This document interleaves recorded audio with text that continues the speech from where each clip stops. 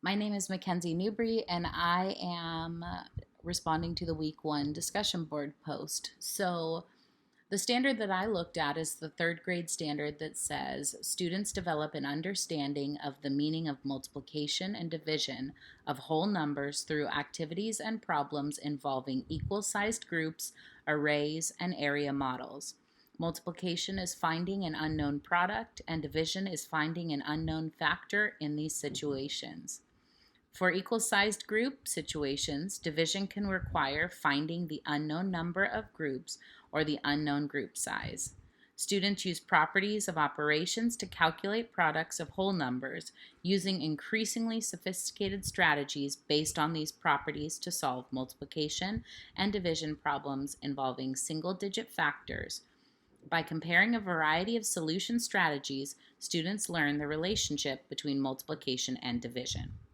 So that very long standard basically says that students are going to use different models, things like equal-sized groups, arrays, area models, and so forth to solve single-digit multiplication and division problems. So when I was looking at how I would group students based on this standard, I had a hard time with just looking at this standard because grouping is plays such a crucial role in my class, and so I use it for almost everything that I teach. But four of the groups that I thought would be appropriate for this standard are interest grouping, and I'll explain that in a little bit. Think, pair, share, peer tutoring, and ability groupings. So I think interest groupings would be really great to help students take this abstract idea of multiplication and make it more concrete so they can get into groups based on their interest on different topics, maybe planning a party or collecting Pokemon cards, and they can use that interest as a group to sort of come up with multiplication problems and solutions. So, planning a party, they have X number of people, and the cost of everything is X amount of dollars. How much total are they spending? So, that would be an example of an interest grouping being utilized with multiplication.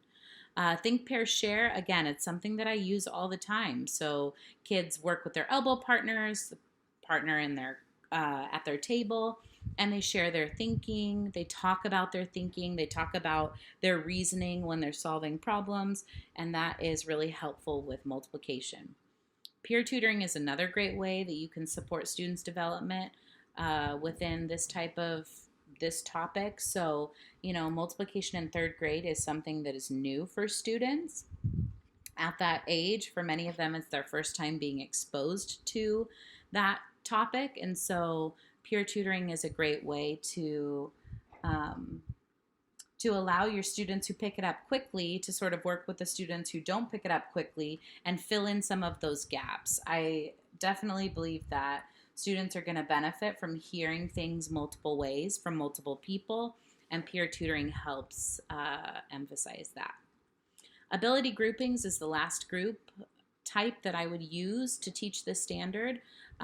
This is often used for math instruction. So basically at the end of the lesson, after progress monitoring and seeing how the students are progressing, I put them into a group, and the students who have done well with the standard are given an enrichment activity, and the students who need intervention then attend an ability group with me.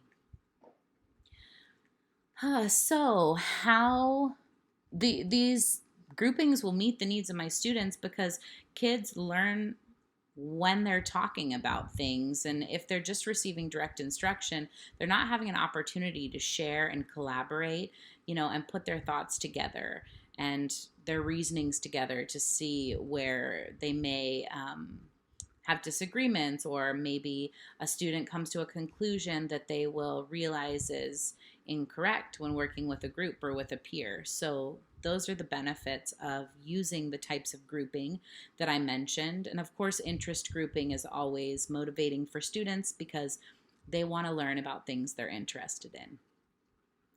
So, talking about learning theories, two of the learning theories that I am connecting with the groupings I chose are constructivism and connectivism. So, constructivism, I really like that these students are having a chance to construct their knowledge through interaction. So, working with their peers and building their own set of knowledge and skills based on those collaborative experiences. And then they can also bring their previous experiences to the table when collaborating, which could be beneficial to their peers that they're sharing with. Connectivism completely focuses on people learning and growing when they're making connections. So, of course, that theory is absolutely important when we're looking at these different groupings because it focuses on the essential aspect of kids being in connection and being in collaboration. This theory talks about using the hobbies, goals, and the connections that people have to influence their learning, and all of these things can be done through interest grouping, through think, pair, share, peer tutoring, even in small groups with the teacher. So connectivism is definitely aligned with those groupings. Finally, I'm going to talk about a personal experience or experience. I've already sort of talked a little bit about what I do in my classroom, but grouping plays a huge role in my classroom. My class is a inquiry-based classroom for the most part, which means the students are doing the heavy lifting. The teacher is a facilitator instead of a direct instructor for the most part, and students are sort of inquiring and figuring things out on their own with the support of the teacher. And so groupings are essential because sometimes there's kids who are working by themselves and they can't figure it out on their own, and they have to be partnered with other kids to get their thinking going, to get them curious about a certain topic, or even maybe to challenge some of the misconceptions they may have about a certain topic. So that's my response for the week 1 discussion board.